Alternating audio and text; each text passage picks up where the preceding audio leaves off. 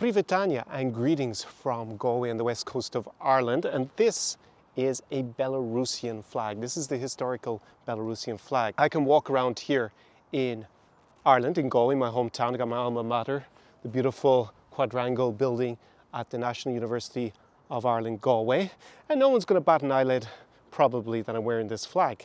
But if I were in Belarus and I was wearing this flag, the historical flag of Belarus, I would probably get arrested and fined and maybe detained, being a foreign citizen, almost certainly deported or thrown in prison or something.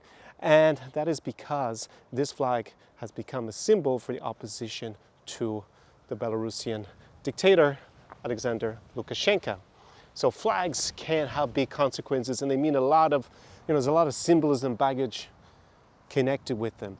And recently, a very interesting case occurred, the red babushka, Babushka Z or Babushka Z, and she is an old Ukrainian babushka, grandma, who went out with a Soviet flag in Ukraine when some Ukrainian soldiers came, and they took the flag off her, but it went viral on Russian social media. She became like this kind of hero for them, and people reading the comments were so emotional about the fact that the Ukrainian soldiers took the Soviet flag off her.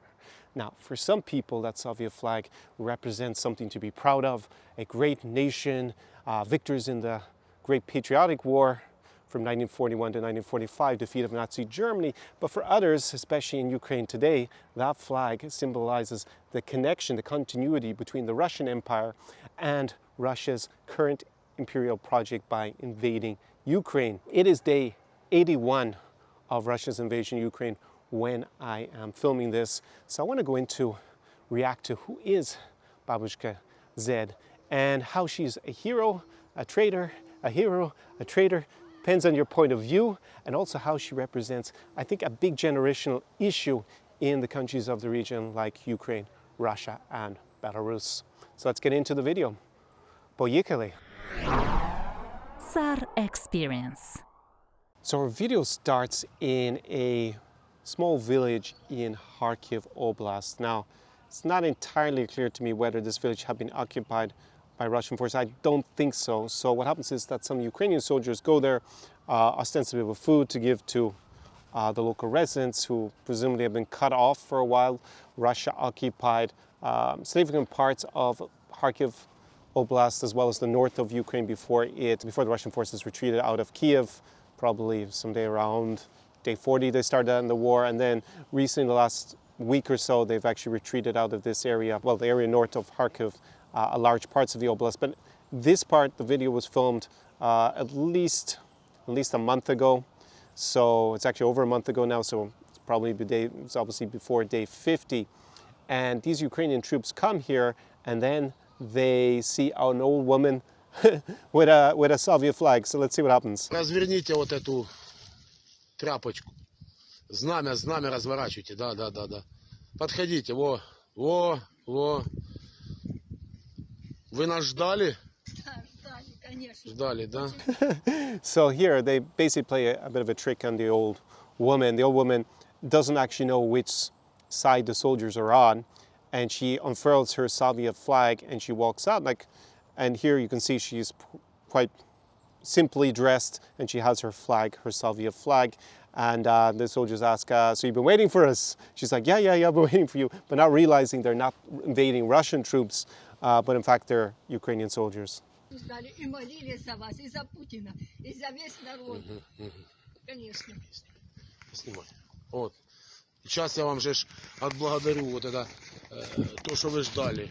Since then, just to interject, this image of the old lady with the flag has been used in so much Russian propaganda during the war. She is Babushka Z. She is the red babushka, and it's this symbol of her kind of hunched over with the Soviet flag. Has been on murals. There's even a statue in occupied Mariupol that the Russian forces basically sacked the city, something like out of medieval times, and they put a statue of this babushka, this grandma. So that's why this kind of particular spot is quite iconic. Мы вам дадим продукты.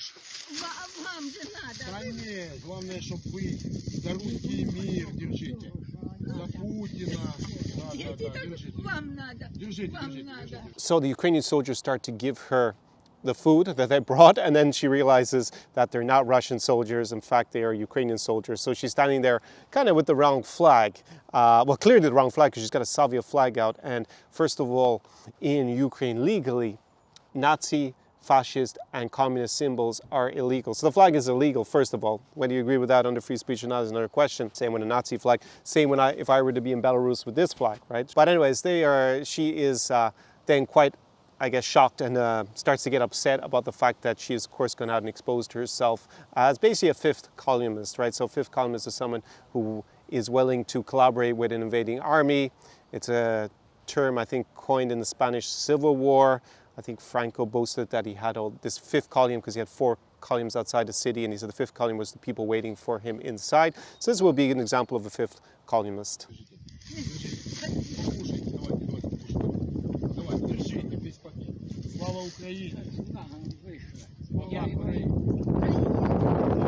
So this is actually the moment where she really realizes, she seems confused before, but then they say Slava Ukraini, which is glory to Ukraine, and the soldier who gives her the bag of food, he takes the flag off her Soviet flag. А мы молимся.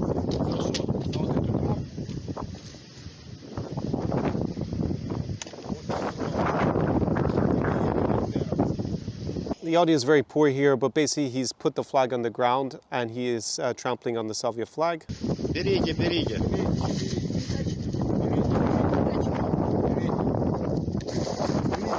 За тот флаг, который мои родители погибали. And then the old grandma gives back the food and says she wants her flag back in exchange because the flag has more importance to her. Говорю я на русском сейчас с вами. На русском. И я тебе говорю. Это 6 секунд, какая разница. Я воюю за свою землю. Я не пошел к ней.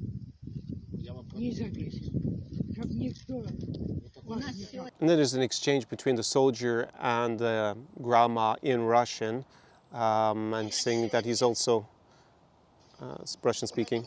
мы 2 месяца пенсии не получили. And then the real crux of why I presume the babushka, the grandmother here, is so against the Ukrainians that she come out with her communist flag is that she says that she hasn't been paid her pension for 2 months because of the war. Now the reason that she hasn't been paid for 2 months is not because the Ukrainians don't want to give her pension. It's because, well, there's a war and it hasn't been possible to give her money. So it's kind of odd that she's blaming the Ukrainians for that when obviously they're not, it's not like they invaded themselves. Obviously Russia invaded and she's clearly they're supporting Russia. Кто в этом виноват? До этого ж получали. А до этого А я получали. думаю, Зеленцев виноват. Потому что они не нашли. And she blames President Zelensky, the Ukrainian president, for the fact that she hasn't got her pension for 2 months. Now I understand, like she's presumably quite a poor grandma living in the countryside, so the pension is all she really gets in terms of revenue, and it's worth a lot to her, even if it's going to be a very small amount of money. But it's just kind of a bit odd to blame the president of the country that's been invaded and not the president maybe of the country that did the invading as to why you didn't get your pension for the last 2 months. This is presumably the 2 months while the country was since the February 24th invasion by Russia. Потому что они не нашли общего языка с Путиным. А как? Какой язык? Это нам надо что, сдаться или что? Если у него дома российские оккупанты стоят, если у него дома российские оккупанты стоят, то что? А вы тут Путина зовете? А вы знаете, что он с вами сделает? Он не будет вам продукты давать. And there's an exchange where the Ukrainian soldiers are basically explaining to the grandma what would happen, presumably if they were actually Russian occupation soldiers coming to invade the village and occupy it, because they're at this stage referring to a lot of the war crimes that have occurred in other parts of Ukraine, in the north in particular, that were occupied at the beginning of the war. Now, someone like this babushka, presumably she's near the border with Russia, she's Russian speaking it seems, and what is very typical is that old grandmas like this will just watch Russian state TV 24/7. It's not clear to me whether that's the television she gets, but typically that's normally what they rely on, and probably she's unaware of what has happened in the rest of the country that was in the parts of the country that were under Russian occupation. So if anyone's seen the images from around Kiev, Hostomel, Bucha, Irpin and other places, absolutely shocking. And that's just a few examples where, looting, widespread destruction of the cities, rape, theft, murder by Russian occupation forces. And I'm not basing my opinion just purely on the images I see from the Ukrainian side or from Western media. Also, I know people in Ukraine who were telling me this in the first 2 weeks of the war, and I didn't really want to believe them. I think, how could the Russian forces be this ill-disciplined? And it seems to have depended also what parts of the country they were in. And on top of that, you have what the Russians published themselves from Mariupol. They sacked an entire city like in medieval times. And they're proudly showing off the destruction, that there's almost nothing left of the city. And that's what they're willing to show off. So, yeah, and on top of it, we have all the, in-store footage from a lot of shops where they're looting them and stealing. And yeah, anyway, so this old grandma probably isn't aware of actually what life would have been like under Russian occupation, potentially. But she's a fifth columnist with a flag, so presumably this old grandma would have been fine. Флаг забери этот. Отдайте нам. Не.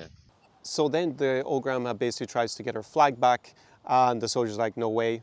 No way, Jose, you're taking back this flag. So think about it also from the point of view of the soldiers. It's hard for me to know, have they seen combat? Have they had to fight their way into maybe towns of sea? Maybe they've been under attack themselves by Russian forces, seen their colleagues killed, or at least they're aware of it. And then they go to give food to a Ukrainian village, and they have a fifth columnist come out, a traitor basically to Ukraine. And presumably she's a Ukrainian citizen since she wanted her Ukrainian pension. I'm just going to assume she's a Ukrainian citizen because I didn't get any information to say otherwise. So basically she's a traitor. She's come out with a flag to support. It's not the Russian flag. I know it's the Soviet flag, but that's the implication. It's like to have like from Tsarist times through to the current occupation in parts of Ukraine by Russia, whether it's from 2014, annexation of Crimea, war in Donbass, and now the full attempt at an invasion and control of the country. Between those two periods, you had the part before, a little bit in between the implosion of the Soviet Union and independence, but basically the main period was Soviet Union. So that's Russia is the successor state to the Soviet Union, so it's to make that continuity between Tsarist times, especially in Kharkiv Oblast, all the way up to the modern times, you have the big chunks. That's why the Soviet flag is quite pertinent here. It's quite symbolic of Russian control and occupation. Depends obviously on your point of view. And clearly, if you're a pro-Russian fascist, then you believe that this woman is a hero because one man's terrorist is another man's freedom fighter, right? But if you see this from the Ukrainian perspective, especially from the Ukrainian soldiers' perspective showing up in this village, this woman is a traitor. So this video, which was published by the Ukrainian forces, created this kind of myth or this propaganda narrative for people who were pro-Russian in the war, whether Russian citizens or people who support them outside. The babushka Zed, the red babushka, the poor babushka, they took her flag, her Soviet flag. And had this outpouring of emotion. She became this big symbol. As I said, there's even a statue in Mariupol to her, which is quite bizarre considering, they sacked the city and basically like the Mongol horde coming through. But it's important to look at this from both points of view because she's basically, like we could say during Nazi times, there were people who collaborated in the Soviet Union at the time with the advancing German forces who also came out with flags and gave them food, the Nazi soldiers or the Axis soldiers who came through. Then people even joined their forces from Russia, Ukraine, and Belarus. Not massive numbers, but some people did. They were known as Hiwi or Hilfswillige in German. And, you had several armies, some of them were Ukrainian, some were Belarusian, some were Russian. There was actually even 2 different armed groups that were then not integrated into the German army, that were Russian, actually Russians, which modern Russia never talks about. And they actually used the Russian flag as their symbol on their uniforms in the region. They committed horrendous war crimes against other people from the Soviet Union. So she symbolizes what I call the Babushka Brigade. So it's what I said, it's these older people in the former Soviet Union who have there's two big issues, and it doesn't just affect older people, of course. It just affects them, I think, more because presumably she lived in the Soviet Union when the country was the Soviet Union, and she was younger, and she has good memories of it, probably in her older age, probably through rose-tinted glasses to a large extent. They look back at this period with great sentimental value because they won, they beat the Nazis. But of course, what they're not doing is looking at it a little bit more balanced and saying, well, Soviet Union was actually allied with Nazi Germany from 1939 to 1941, and they fought a war of imperial invasion in Poland and in the Baltics because they collaborated with Nazi Germany. They had the secret protocols to the Ribbentrop-Molotov Pact. So when Nazi Germany invaded Poland, then after 2 weeks, the Soviets invaded from the other side, betrayed the Poles completely, and then went about to try to basically exterminate a large part of the Polish intelligentsia. So complete war criminals and, you know, arguably part of genocide. And on top of that, the Soviet Union had committed a genocide, ostensibly in Ukraine during the 1930s with the Holodomor, which is the mass man-made famine by Stalin. And remember, even when they defeated Nazi Germany, what were they actually? They weren't fighting for freedom and liberal democracy and giving people back their rights relative to, say, the Allies, the rest of the Allies, like United Kingdom, France, the US, where they were, I mean, for all its warts, they were fighting for a liberal democracy. They were reestablishing, they were substituting one totalitarian regime with another totalitarian regime, which was Stalin's Soviet Union. And they committed like horrendous war crimes going all the way through Central Europe, not just in the places that they liberated that were in the Soviet Union.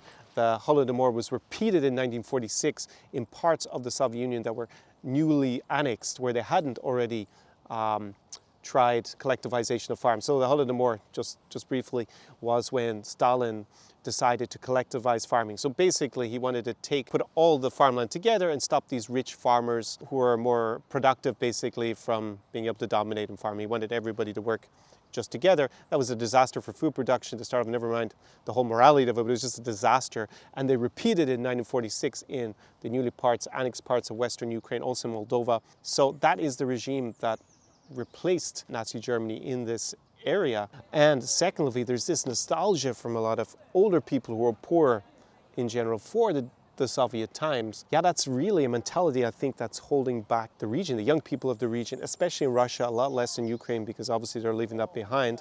And you really see it in the speeches on Victory Day. So May 9th is when the countries of the former Soviet Union celebrate, if they're still celebrating it, the victory over Nazi Germany in World War II. It's also known as Europe Day, and the Victory Day is by, say, the US, and Britain is normally celebrated on the 8th, the day before. On that day, you saw the two speeches. You had Zelensky, young, dynamic, forward-looking, just very modern, we'll say, and kind of inspiring, I think, for the younger generation in the region that they have a more prosperous and freer future in front of them, that they will defeat the Russian. Well, Russia's, I mean, we can have a very intellectual debate about whether it's technically a fascist state or is it in between fascist and national socialist or whatever, but it's definitely an autocratic, revanchist state, right? It is not a liberal democracy whatsoever. You know, Zelensky is showing that promise of prosperity in his May 9th speech, and then you juxtapose that with Vladimir Putin, the pomp and ceremony of Russian imperialism connected with the autocracy, and he's appealing to that. It was all very staid.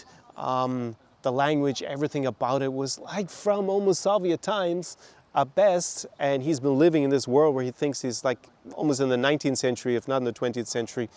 So very backward looking, going to appeal to that Babushka brigade. Those older people especially want, you know, they think, oh, Russia was a superpower, everybody respected, even if they were poor, didn't have much personal freedom to travel outside the Soviet Union. And with this war, Russia has been pushed back towards that, country sliding from authoritarianism towards totalitarianism, sadly. And yeah, just this kind of Babushka Z, she represents that issue, I think, in the broader region that I see personally as holding those countries back in general. So let's go on. And the Babushka Z, the red Babushka, she appears again. So remember, there's all these videos of her on pro-Russian propaganda media. There's statues to her, there's murals to her. The red Babushka, she's fighting the Nazis, those terrible Nazis who took her flag off her. They only took a flag off her, for goodness sake. Anyways, let's see. They met up with her again in a second video. Some Ukrainian soldiers later on, and let's see what happened. Така собі Анна Івановна Іванова, жіночка, з якої зараз на Росії ліплять справжнього ідола, їй ставлять пам'ятники. Так званий мер Маріуполя пообіцяв, що в центрі міста поставить їй пам'ятник. В Белгороді вже ставили, З неї малюють різні мурали та все інше. Ви можете подивитися, в якому стані наразі знаходиться будинок. So here some Ukrainian soldiers have come back to her village now that she's become this big celebrity, I guess, on Russian social media and in Russia in general, seeing the murals again and the statues. But she's probably pretty unaware of it, I would imagine. Після того, як на подвір'я Анни Івановни влучила російська міна, її звідси до міста було евакуйовано українськими бійцями. Безпечне місце. So anyways, it seems like her village has been damaged in some way, I think including her own property here, by the Russians. That's what the Ukrainian soldiers are saying at least, and they've come back to the village. От один з бійців, який виводив Анну Івановну до Харкова. So they're going to take her to safety, relative safety in Kharkiv, the city. They're going to evacuate her. Це Анні Івановні, того, кого вона так ждала, прилетіло до подвір'я. Після цього вона, я думаю, поміняла свою думку про перебування російських військ на території України. So there they're showing some sort of remnant, some debris from an armament that they say that was used by the Russians to attack the Red Babushka. By the way, remember that one of the slogans, along with that Z kind of swastika, not fascist symbol the Russians are using in this war, is "Мы своих не бросаем," is the slogan. We don't leave our own behind. Well, they haven't tried to evacuate the Red Babushka. Apparently it's up to Ukrainian forces to do that. Все хорошие ребята. Вони охраняли нас там рядышком. О, чуєте, що? Стріляють. Гупає постійно. Живи. Бесы. Преисподнюю ада. So here we have the second scene, and it's a very confused looking Red Babushka with her husband, presumably here, and they have been evacuated to Kharkiv, which is Ukraine's second city, the oblast capital, saved 1.5 million, and she looks a little bit in shock. Господи помилуй, Господи помилуй, Господи помилуй нас. It looks like she's kind of switched sides now, that her own safety has been put in peril by the Russian forces. Дела, конечно, большие, что это Россия пошла так с войной на нас. Очень паршиво. Я не думала, що так будуть гримихати нас. Ну, та зато ви тепер знаменитость. Лучше б знаменитості не було, а і війни не було. Я просто думала, що поздравити росіян, що прийшли, щоб сказати, щоб більше не громили тут, а мирно рішали вопроси. Ну, предатель, виходить. Та хто вам, бачите, ніхто ж не каже, що предатель. So there we see like some damage to her home, a building in her home that is ostensibly from Russian shelling or a mine or something. That's changed the babushka's mind, but which side she's on. Presumably she's probably also got her pension in the meantime from the Ukrainian government, which I think was probably one of the big things that she cared about. Yeah, I watched this on pro-Russian social media saying, they bombed the Red Babushka. She's in danger. The Nazis have gotten her. Not exactly very trustworthy, especially when Russia's been shelling so many villages, even parts of the city of Kharkiv, including where I used to go with my clients. They just like blew up the city center, all the nice cafes, shops, restaurants, and yeah, why not also the babushka, ironically, the Red Babushka's house as well. But anyways, I can't really tell, of course, from here which side decided to either accidentally or decided to blow up the building. But anyways, you see that she switched sides now. So is she a traitor or a hero? And for which side at this stage? Because she started off being a hero for the Russian side in this war. Obviously, the opposite side of the coin there is that she's a traitor to Ukraine.